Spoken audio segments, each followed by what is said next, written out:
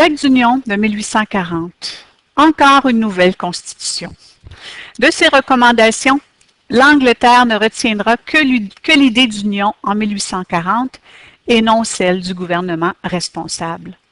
Le gouverneur conserve sa pleine autorité par un droit de veto sur les lois votées par l'Assemblée.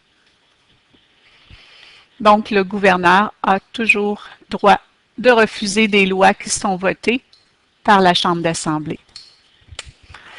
L'anglais devient la seule langue officielle de la colonie. Cependant, la liberté religieuse demeure.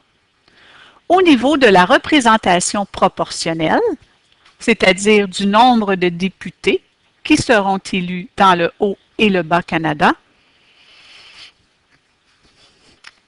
ce n'est pas accepté. Le même nombre de députés sera à la Chambre d'Assemblée, même si la population canadienne-française est de beaucoup supérieure. Bien vite, les mêmes problèmes qui opposent la Chambre d'Assemblée et le gouverneur vont ressurgir, même si la majorité des députés sont anglophones et britanniques. Donc, avec l'acte d'union,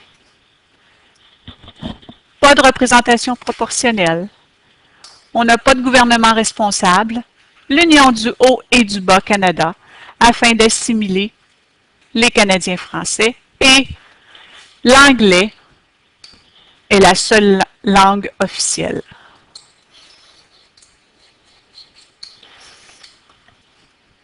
L'Union des réformistes et le gouvernement responsable.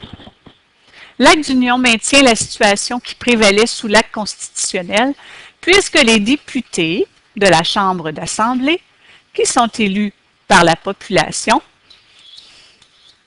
n'ont pas davantage de pouvoir et que la langue française est proscrite.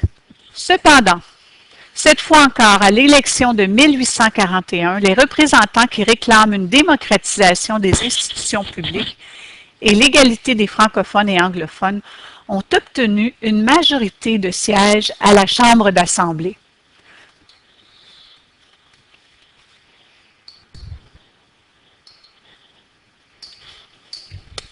C'est dans cette perspective de progrès que les deux chefs des réformistes, Baldwin au Haut-Canada et Louis-Hippolyte Lafontaine du Bas-Canada, vont s'unir pour obtenir le gouvernement responsable.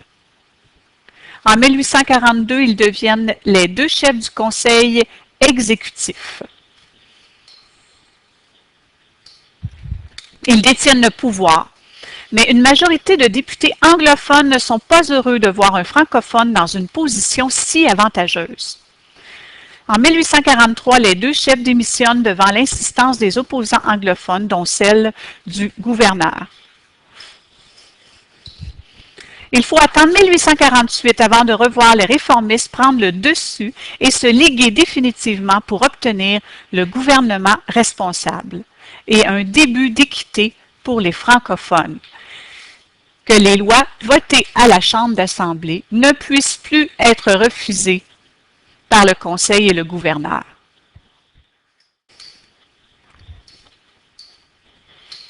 Finalement, c'est avec un changement d'attitude de l'Angleterre face à ses colonies que le gouvernement responsable est enfin accordé en 1848. Soit 8 ans après l'adoption de l'acte d'union. Moins de 10 ans après l'échec des Patriotes. L'obtention du gouvernement responsable change radicalement la vie politique. Le rôle du gouverneur devient plutôt symbolique puisqu'il perd son droit de veto. Donc, le gouverneur n'a plus le droit de refuser les projets de loi voté par la Chambre.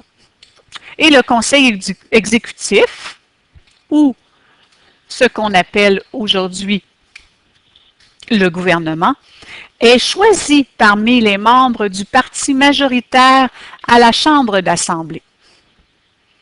Le premier ministre devient le chef du gouvernement du Canada uni et doit rendre des comptes à la Chambre d'Assemblée.